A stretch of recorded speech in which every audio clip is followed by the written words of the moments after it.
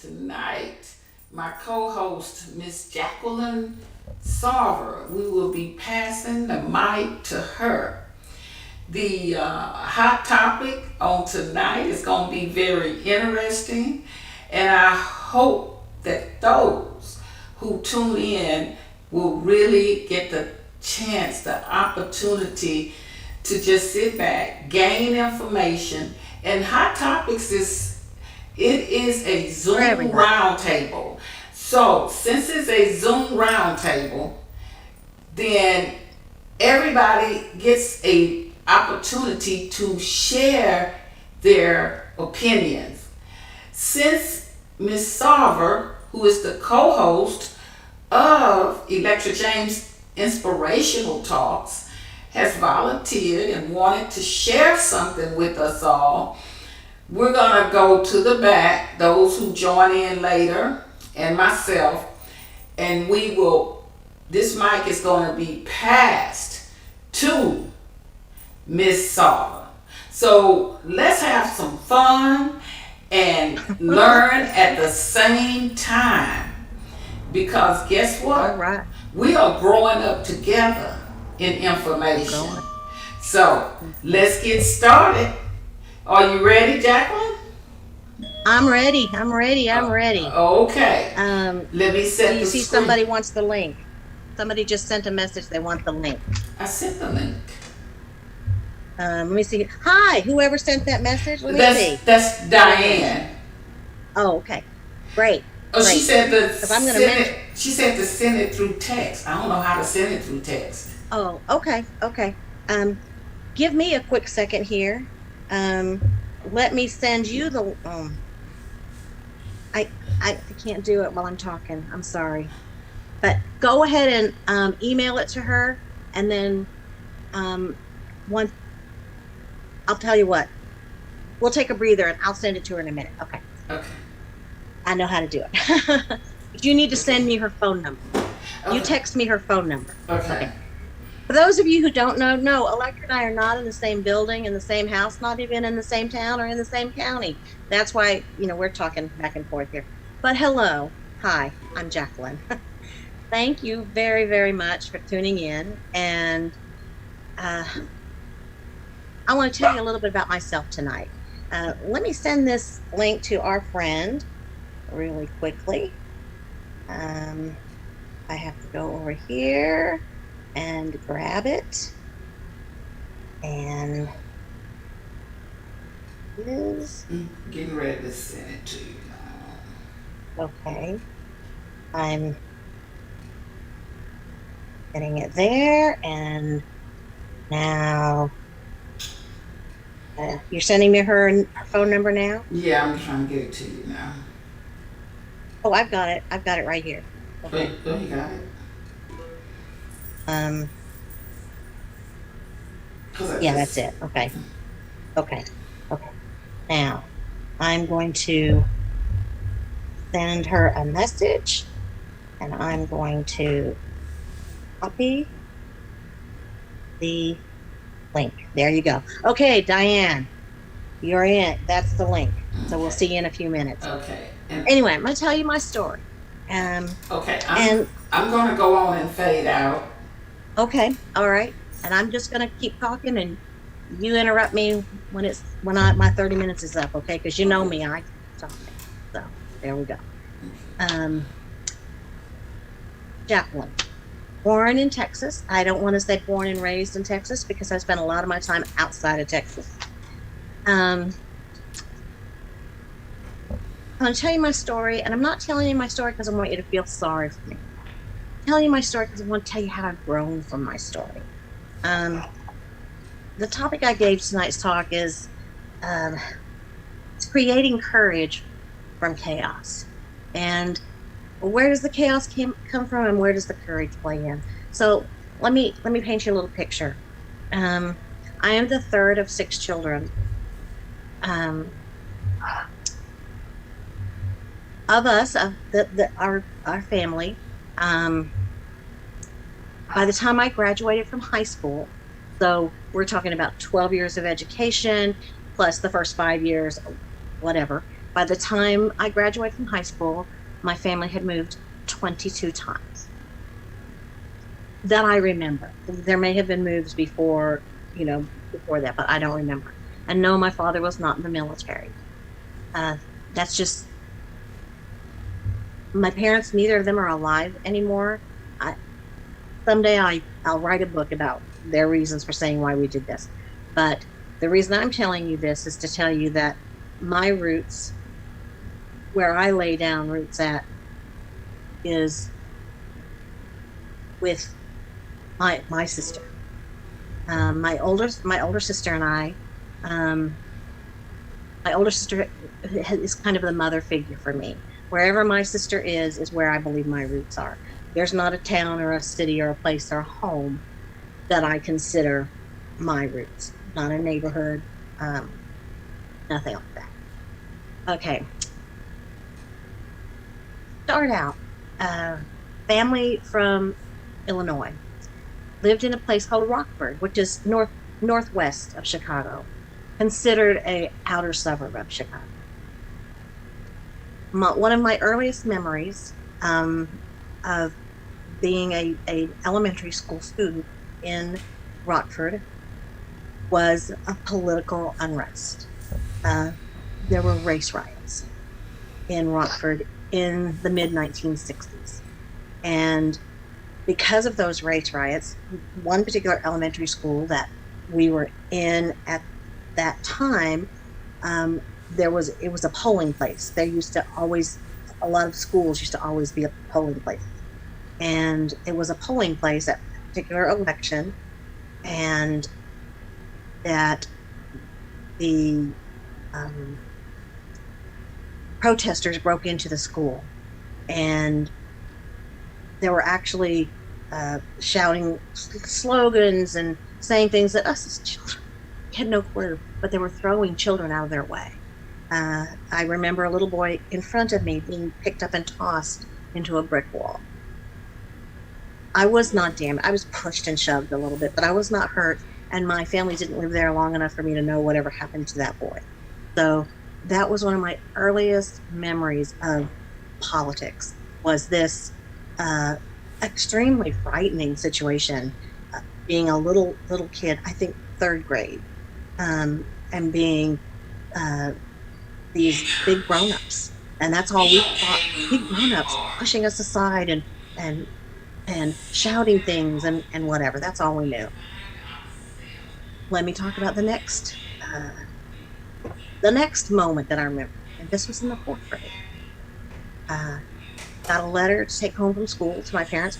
We lived in an apartment complex. And this was where I believe my youngest sister was born. So there were the 6 children who lived here. We lived in a 2-story townhouse apartment that was right next to the elementary school. And when I say right next to, we shared a common fence, and there was a gate in the fence because all the kids from the apartment complex just went through the gate to the elementary school. One day I came home from school with a letter, and the letter said that select students from our school will now be bused to a school across town, and students from that school will be bused here. So any of you who ever heard about desegregation busing, this was the attempt by many governments to even out the education so that all the white kids didn't go to this school and all the black kids didn't go to that school. Because before that, remember all this separate but equal crap? Yeah, this was Rockford, Illinois' way of getting rid of separate but equal. We would ship the white kids to the black school and the black kids to the white school. Well, I thought I was special because I got picked. I got picked of all my, I have an older brother and an older sister, but they didn't get picked. I thought I didn't understand what was special about it. But what I did understand was that from that moment on, I had to get up at 5 in the morning and ride a bus for an hour and a half to get to school. And then when I left school, I had to ride a bus for another hour and a half to get home. Did it seem any different to me than any other school? No. And I will tell you, probably because by that point, I was in the 4th grade, but I'd already been in 5 or 6 different schools. it was no big deal to me. It was just going to a different school. I don't remember uh, the kids in the class being treated any differently than kids in any other class. I Were there students of all colors in the class? Yes, but I've been in many classrooms before that that were students of. I didn't understand the depth of that. But as an adult, looking back and understanding that I was a student of being bused, and at the same time as I was being bused across town, there were kids from the other side of town just like me happened to get up at 5 in the morning and ride a bus an hour and a half to come to the school that I was right next door to my house. Yeah, I seems not quite together, right? Anyway, my earliest experiences there with racism, with prejudice. Let me just call it prejudice straight out. Another experience. Move a little few years further down. I think I was in, oh no, I was still in the fourth grade. Yeah, we moved to a house. Or we moved to a house, and the house that we moved to was the very first house to be built in a new subdivision. And you know how what happens when they build a new subdivision? They go in and they bulldoze, however many acres of land they're going to bulldoze to build a subdivision, and then they start laying out streets and streets, and then eventually houses start coming up. Well, ours was the very, very first house that was built after the bulldozing of this big wooded area. And all the neighborhood kids played and had their little clubhouses and tree houses and secret forts in this little enclave. So we moved in, and they immediately targeted us as outsiders. We also had accents. Most of our lives had been spent in Texas, and this was in Illinois, and we had Southern accents. And so we were targeted, and by targeted I mean uh, bullied, pushed, uh, bit, whatever.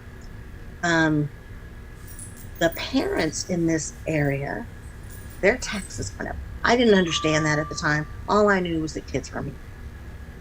But in later years, I came to understand that why the parents hated us so much is because they hadn't personally voted on this land deal, this subdivision deal, and their taxes went up.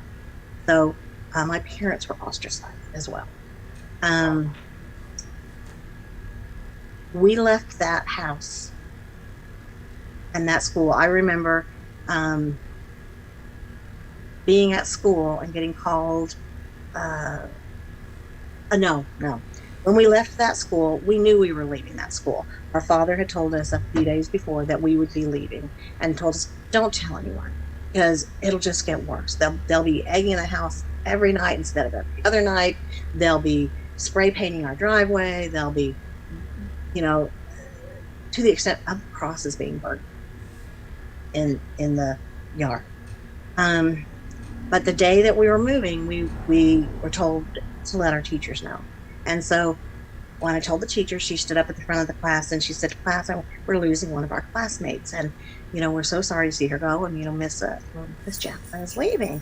And several of the girls in the class, and maybe boys, I don't know, started clapping and hollering and hurraying. And the teacher, thank the Lord for a teacher like this. A teacher, she laid down the law to them.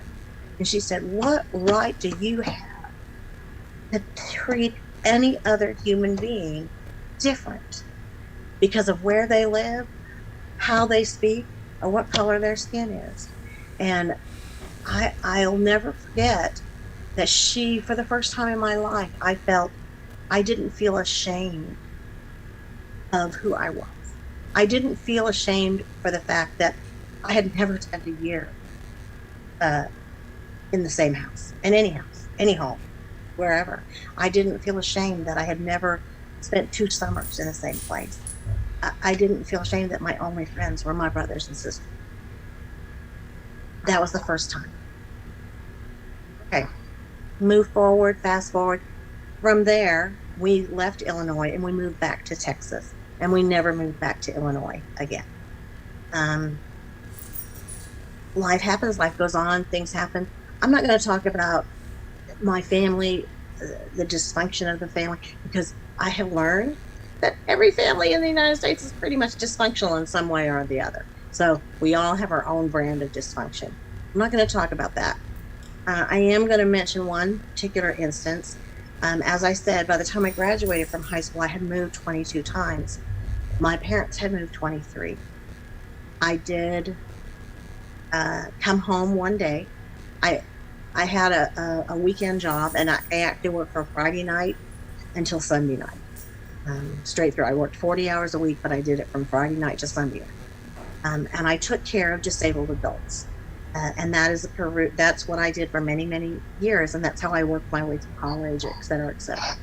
But so I came home one Sunday night, expecting everything to be the same as it always was.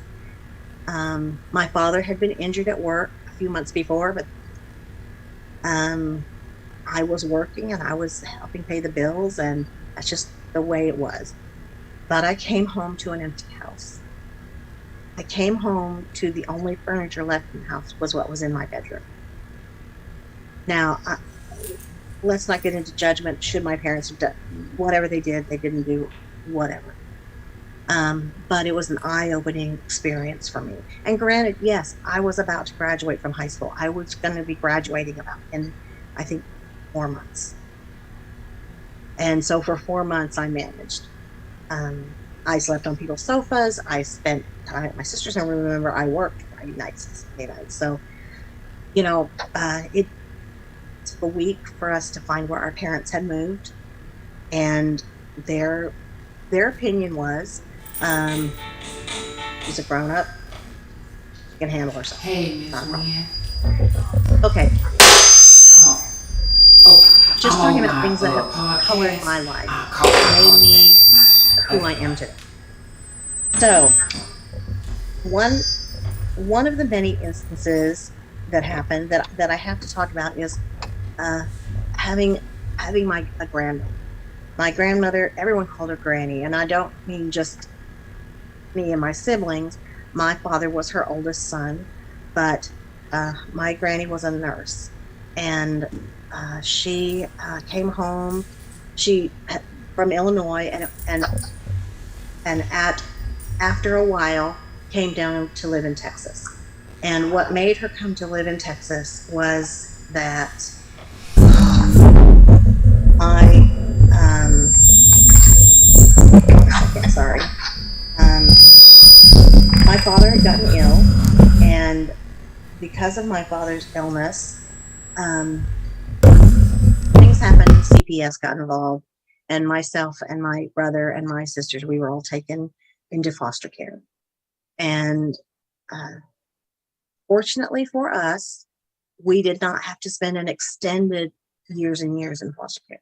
It was a while, but my father was in the hospital in an iron lung for a year, and after he got out of the hospital, and got well and was able to go back to work.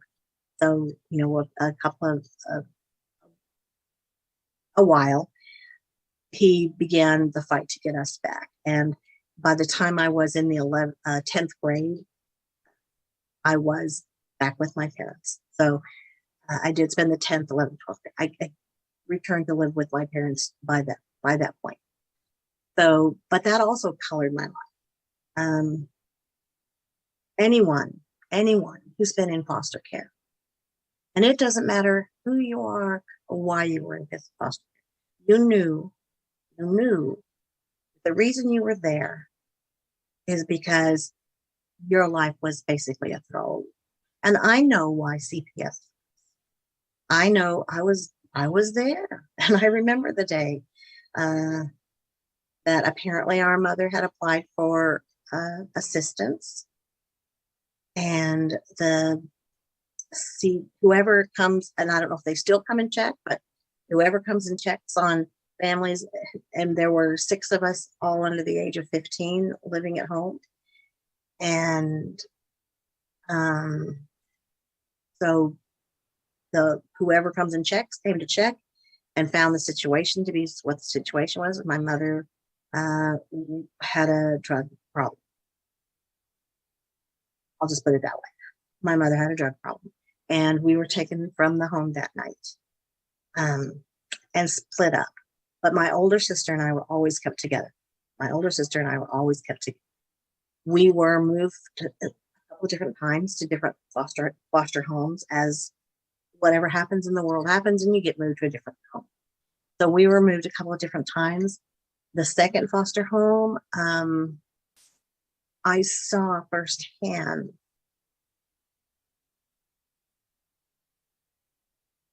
how some families will treat a child who is um, supposedly there in their care, um, supposedly to be treated and loved as one of their own. Um, we were moved from our first foster home 4 days before Christmas. And in the new foster home that we went to, they were going out of town for Christmas. And so they took us into the house, and then we all left to their relative's house. And when we got to the relative's house, the relatives basically said, "We've got a mobile home in the back of the house, and nobody's living there right now. So you girls just go hang out there um, while we have Christmas." That's what we did. And I didn't understand that there was anything wrong with that for a very long time. But we spent those 3 or 4 days before Christmas in that mobile home with occasional bags of food being brought, or whatever. And then after Christmas, going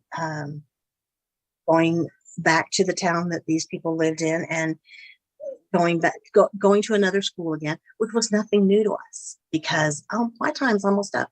Oh my gosh. Okay. Fast forward. Okay. One of the things that made me politically active, I had the opportunity when I was in high school. I talked about my granny for just a second. My granny was a very vocal and very outspoken about the rights of the disabled. And I told you that I worked taking care of the disabled for many, many years. And in that capacity, I had the opportunity to go to the state capitol and walk a picket line with many of my disabled friends, fighting for the rights. The main right that they were fighting for was that Social Security benefits, or SSDI benefits, could be paid directly to an individual and didn't have to be paid to an institution. Therefore, individuals could live at home and didn't have to live in a nursing home. When you're 24 and living in a nursing home, that's kind of a bummer. So I got to meet Barbara Jordan. And if you don't know who Barbara Jordan is, I can't go into it, don't have time, but you need to look it up. Barbara Jordan is one of the greatest statesmen that we ever had in our country. Okay. I'm going to fast forward. Even after I got out of high school, I didn't live in the same place a long time, because I had wanderlust in my bones. Anyway, I went back and forth. I did this and that. I had the opportunity to serve as a full-time missionary for my church, and that really meant a lot to me. I went to college. First of all, my parents did not pay for any of my college. That doesn't surprise you, does it? No, they didn't pay for yours either, I'm sure. As a matter of fact, my parents' opinion about college was that it was a waste of time. My father was a union man, and his feeling was that all anybody needed to do was join a union, and you were taken care of for life. My mother, she did get a nursing license later on in her life, but her opinion was, as a girl, the only thing I needed to do was get married. I was engaged when I was in high school, but life happened and that didn't work out. Okay. So yes, I went to college. I did go to college. I paid for it myself, but I wasn't on the 4-year plan or even the 5-year plan.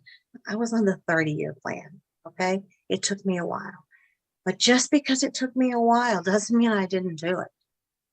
I did it. I I finished my bachelor's degree. I got a bachelor's degree in English with an emphasis on creative writing. I got a master's degree. I have a master's degree in humanities with an emphasis on literature. And I have a graduate certificate in women's studies.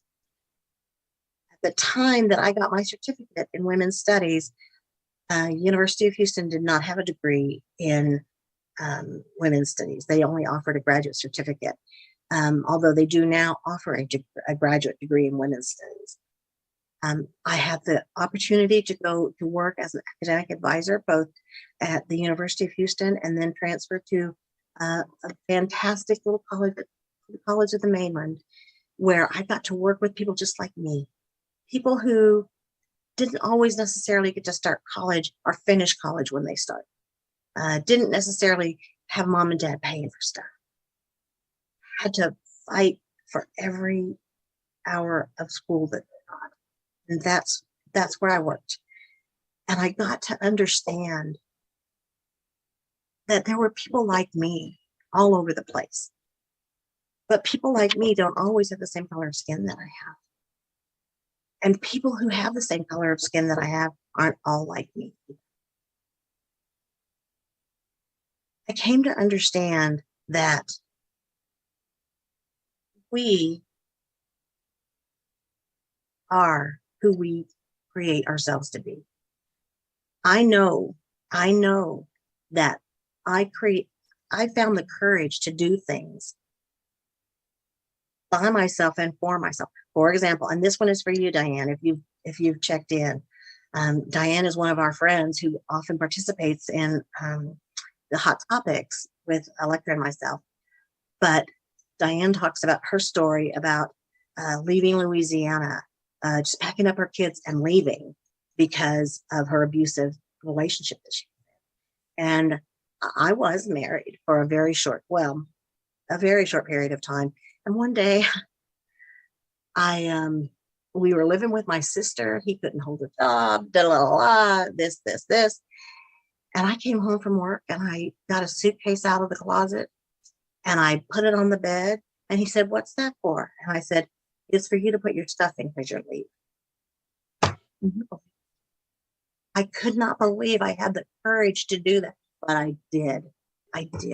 And sisters, my sisters, I want to tell you, no matter what kind of chaos is in your life, if you need to have the courage to do something, you make yourself have the courage. You create the courage to do what you need to do.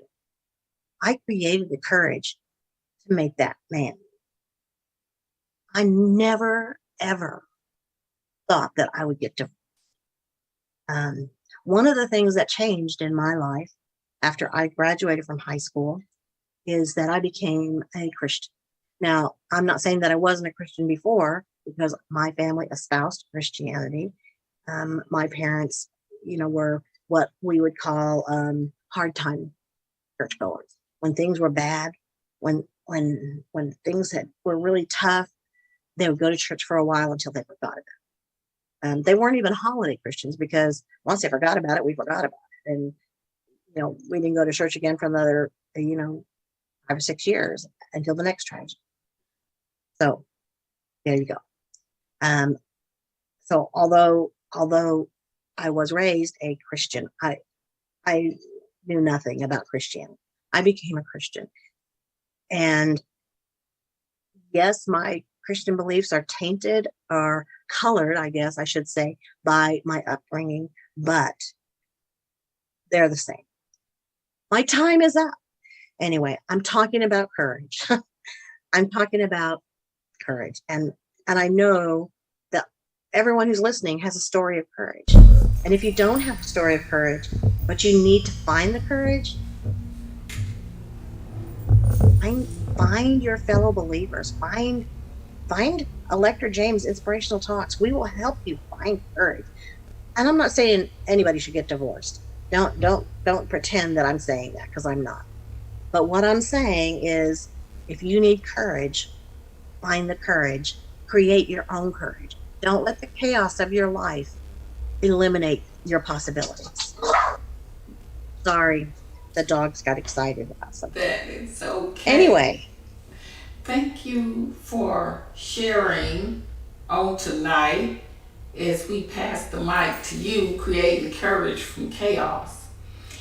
And I will say that it takes courage to even tell that story because it's so many people who hide behind their stories and they don't realize keeping that in you many thousands of people that you could be helping, you didn't take that moment of your testimony that you were blessed to make it out of it, but you hide it. I was.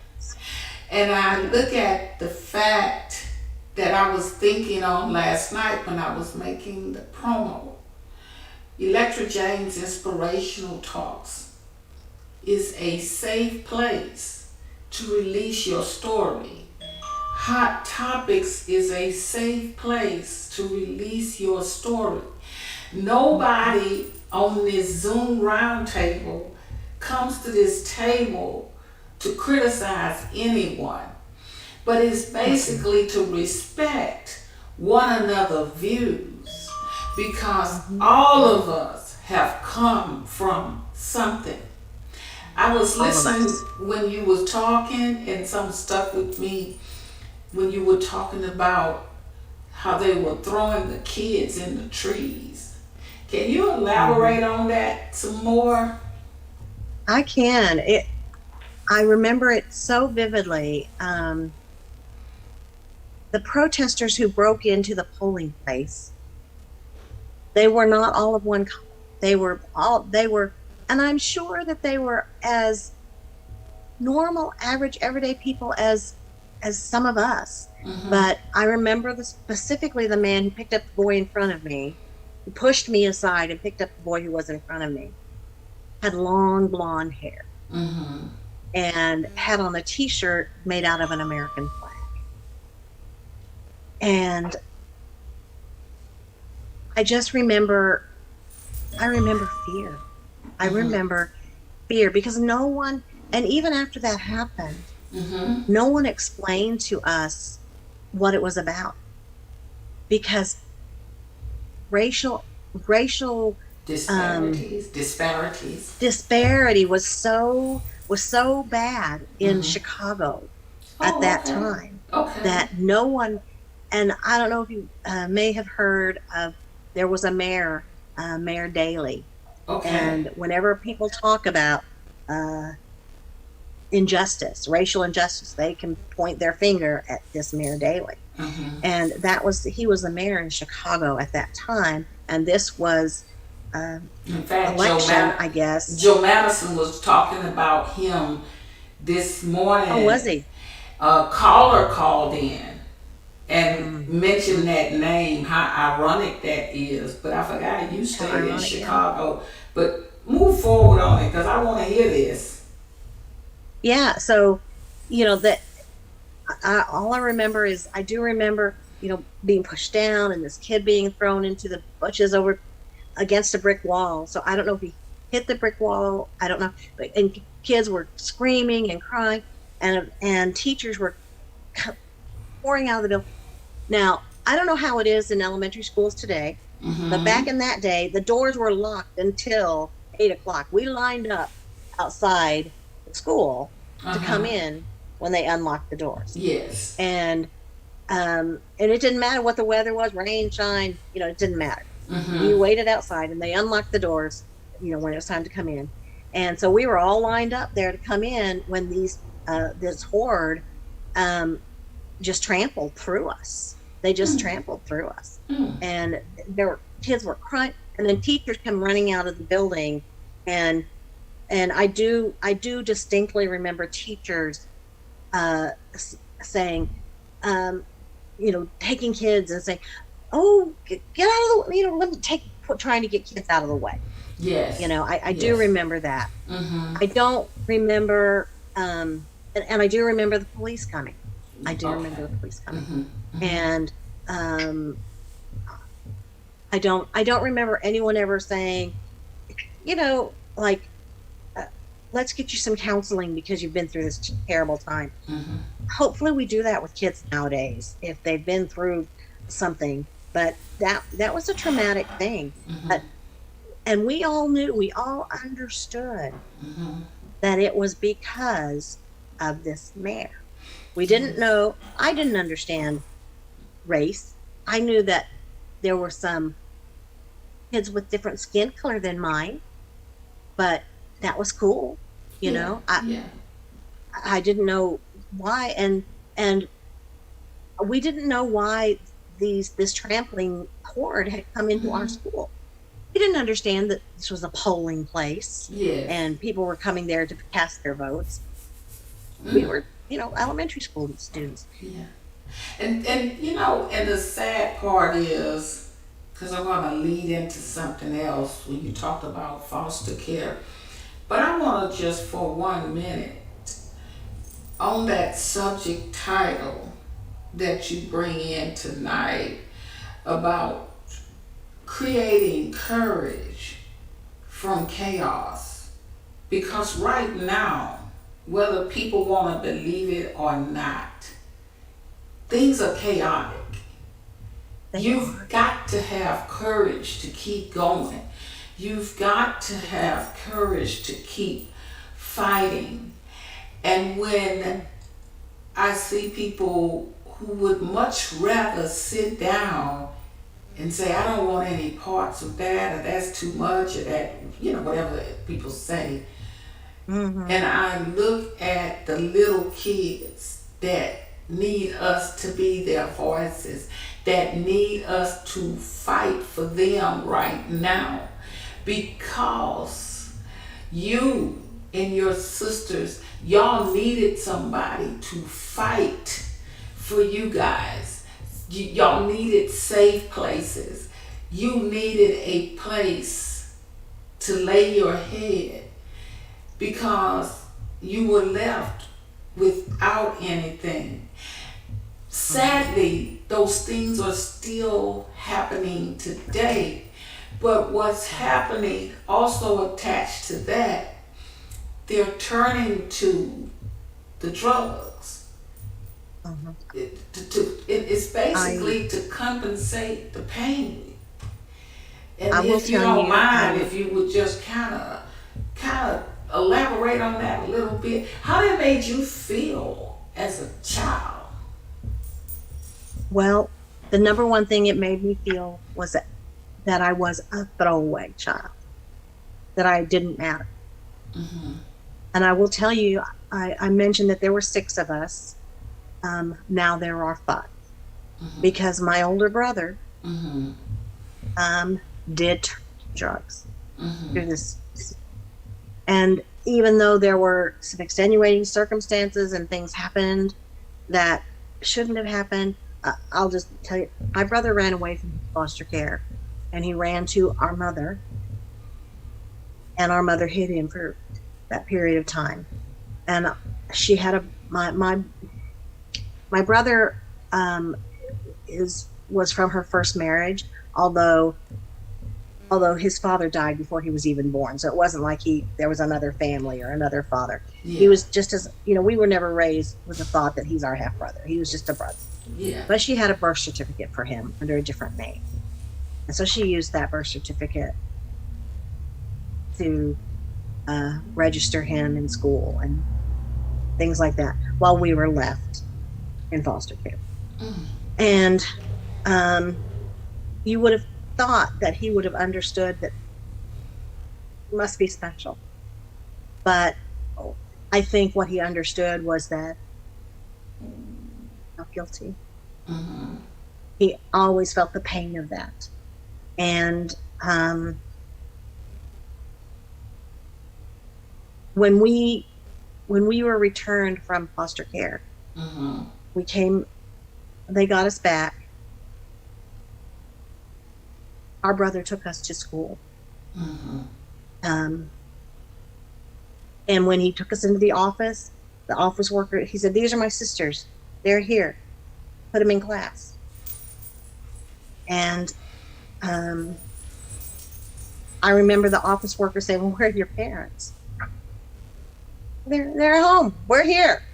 We did not understand that our parents didn't want to show their faces. Okay. Is what Okay. it boiled down. Yes. Yes. And our brother never. He spent the rest of his life in and out of trouble. Uh huh. He was trouble for the family. It might sound tacky to say it, but my sister and I, we both will say this. Yeah. He committed suicide. I was 20 when he committed suicide. He that meant he was 24. He was 25 when he committed suicide, and his reasoning behind that was that he'd already been in and out of jail so many times, and they were fixing to come for him again, and he knew it. Oh, okay. Okay. And he committed suicide, and um, basically his reasoning there his reasoning there was that they were going to come for him. But my sister and I, we will tell we don't mince words about it. That was the biggest sigh of relief that our family ever breathed, Okay. because it was our brother was very violent, and he was Mm-hmm. violent towards his sisters. I'll just I think I've talked to Electra about this before. I My brother stabbed. I've been stabbed and I've been shot both by my brother. Um, Mm-hmm. I've been stabbed, I've been shot, and I've been raped Yes. all by my Yes. brother. Yes. And I know that there's a whole lot of other people, a lot of other women who've been through those same things. But because it was my brother and it was in my family, and it was being told to a parent continuously that this was happening, but the parent was continuously saying, "What are you doing that's making him do this? Yeah. What did you do? You did something that made it happen." Yeah. So your value is nothing. You're taught.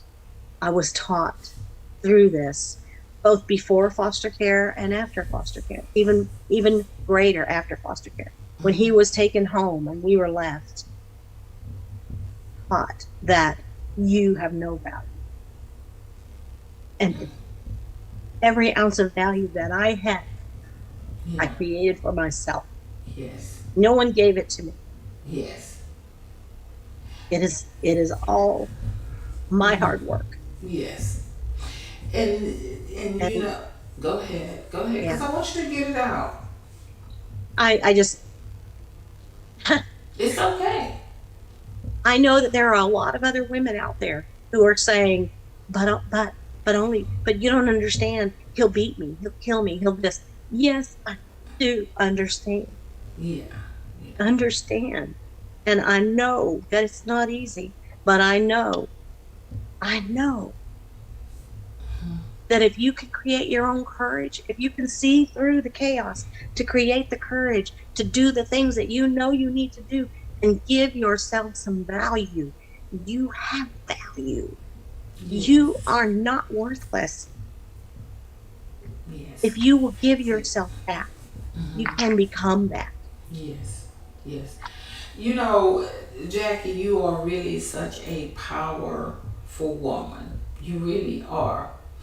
And you do a lot of work. You don't take credit for things that you do. Like I tell you all the time, you're a historian. You look how you work with the those students that you work with. Look how you touch. Afghan. Yes. Look how you've worked with students at the various colleges, that they can see you right now, wherever they may run into you at. And they remember something magnificent you done for them. And this is why this platform is created. People might not think much of this platform because sometimes people want to be where there's crowds, Hmm. or there's a lot of people and activity going on while you're live. But I can say this, God gave me this vision. God did this. This podcast belonged to him. So God said, I don't care if it's one. That's a gift I gave to you. I don't care if it's none. That's a gift I gave to you. You work through the gift I gave you. Everybody is not going to celebrate what God That's right. does in your life. That's right. Everybody may not, celebrate you as a human being because they don't know your story. They don't know how far God brought you. They Mm-hmm. don't. It's so much to every piece of you that God has designed. And ever since I've met you and we've become friends and sisters, you've been the same person. You always see the best in other people. You always do. Many people couldn't have slept in that trailer, like you and your sister. Many people would have committed suicide. Many people would have gotten on drugs. Many people wouldn't have went to college. But when you think about God chose you because he knew he could trust you with that story, with that life story. That's the only reason why he chose you. Because myself and others probably couldn't have made it through that. And I've made it through some things. But I know you have. we've got to give credit to other people. Sometimes you got to step back. And that's what I like about Pastor Mike when God gave me that.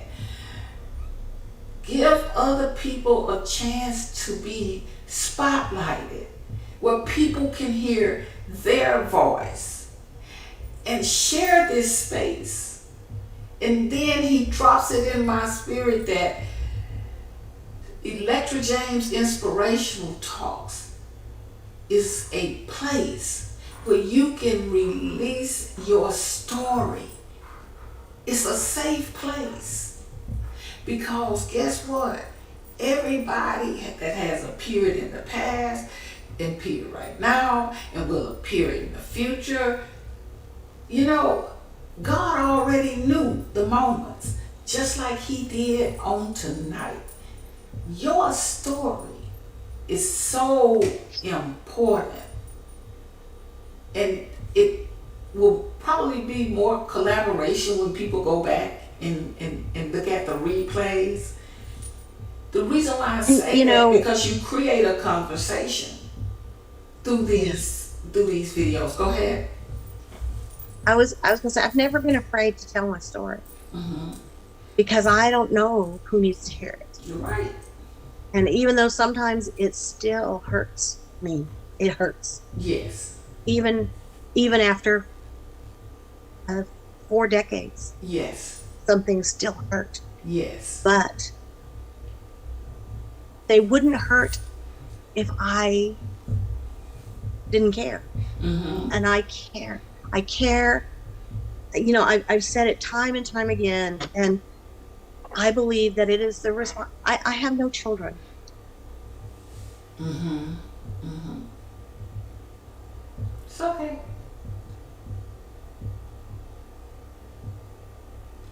You One of have. my greatest heartbreaks. Yeah. But I believe that every adult has the responsibility to protect every child. That's right. The fact that I don't have any children Hmm. born of my body does not mean that I get a free ride. Yeah. When I see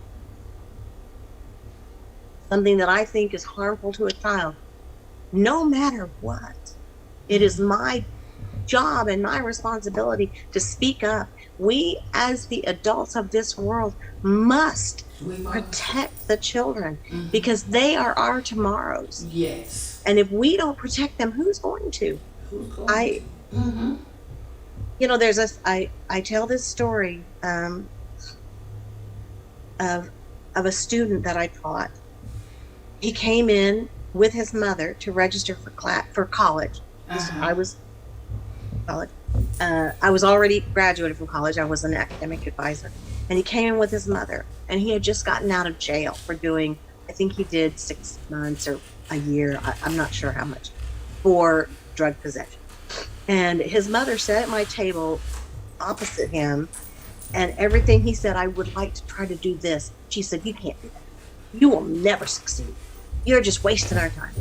And finally, I said to him, come back and see me anytime. I Mm-hmm. gave him my business to come back and see me. And I wasn't sure he ever would. But Mm-hmm. the next day he came back. He walked the 5 miles to the college to come back and see me. Mm-hmm. And we talked for several hours. And he said, I still don't know if this is going to do me any good because I don't know how I'm going to get here. That I don't know how I'm going to get to classes because I certainly can't do this 5 mile walk and get here by 8 in the morning. And of Mm-hmm. course, we all know he could.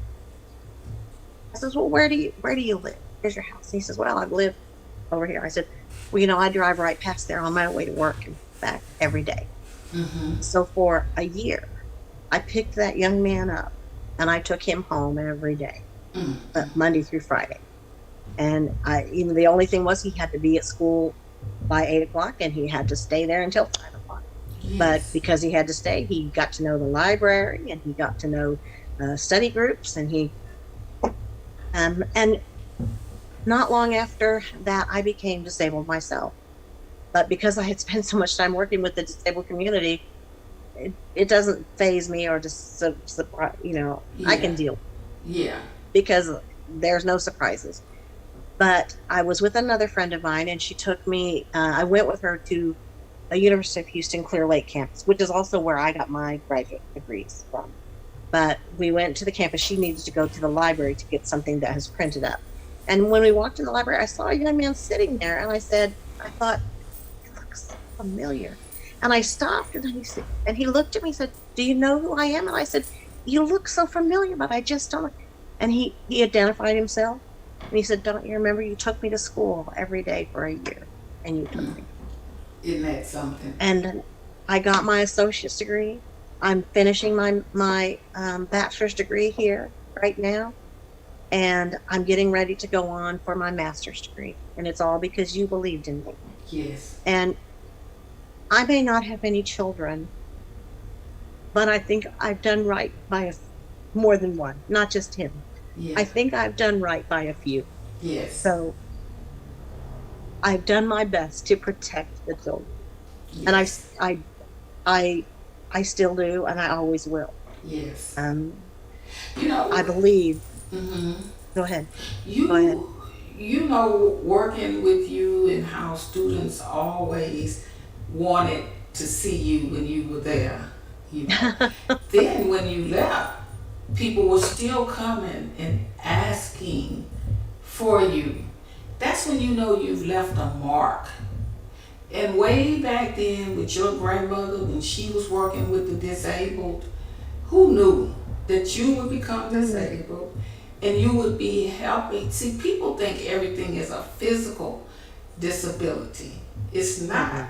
Sometimes people are emotionally disabled, because you've been beat down so much in life.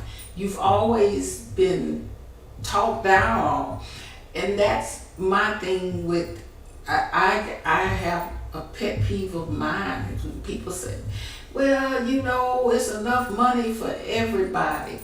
But they really don't mean that. It's Don't just something that people just using, because I look at people that have the means and they won't help nobody. We shouldn't even be at the point we are in America where we have homeless. That we got Homeless so people. much homelessness And because everybody get theirs and they run in a corner. And I often say this: people talk different when they got money. they Oh, you do. gotta do this and you gotta do that. When you wasn't at your peak of success, You was just like everybody else. But God opened a door for you that other people did not get that opportunity. And I have seen a few good examples of Mm-hmm. people who climb up and Mm-hmm. pull other people up after them. Mm-hmm. I have seen that, but I have seen so many more people who want to deny where they even came from. Mm-hmm. That's right. That's right.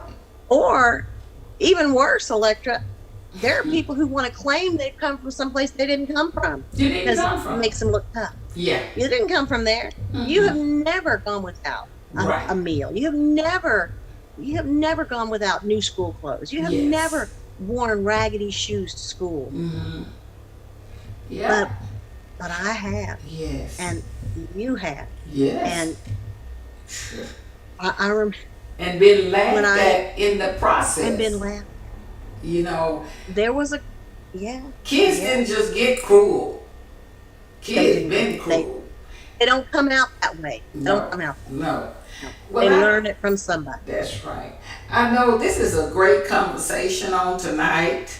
I really like this hot But topic of I creating do too. courage from chaos. But you get to have the last 5 minutes here, Jack. I get the last five. You And get the I last want to five, tell five you, minutes. And what with would you my want to last five leave? minutes, Mm-hmm. that one of the most important things I want to leave you with today is something I got in the mail today.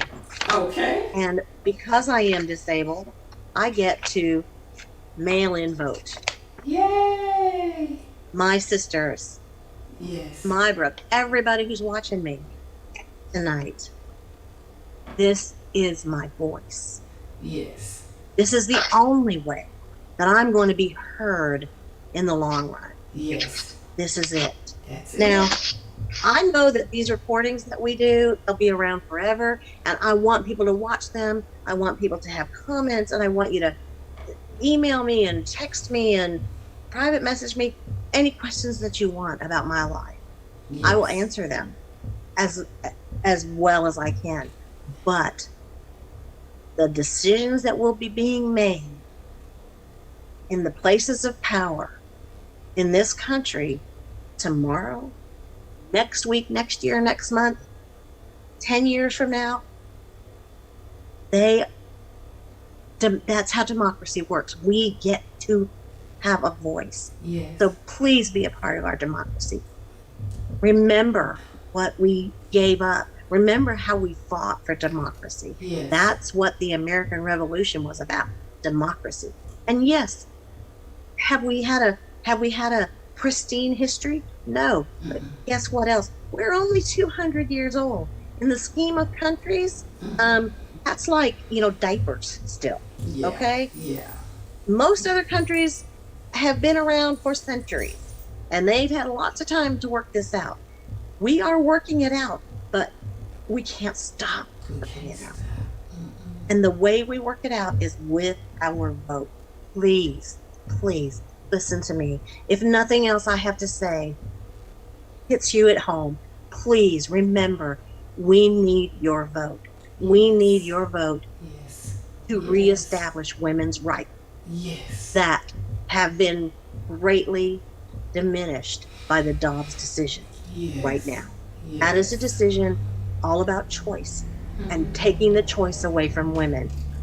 Do not for one moment believe that it will stop. It won't. Once they've eaten all of this apple that they want, they're going to go after education. They're going to go after marriage. They're going to go after whatever.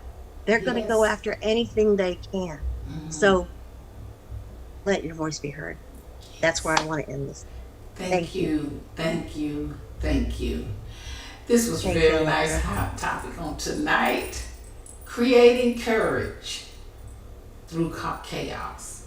That I mean, like from chaos. I couldn't have put it any better. And thank you for Thank you. thank you for leading out on tonight. All right. Okay. And I'll So- see you on the next Hot Topics. Yes. I'll be here. Yes. Okay. Bye. Bye bye. Bye, y'all. Bye. Recording stopped.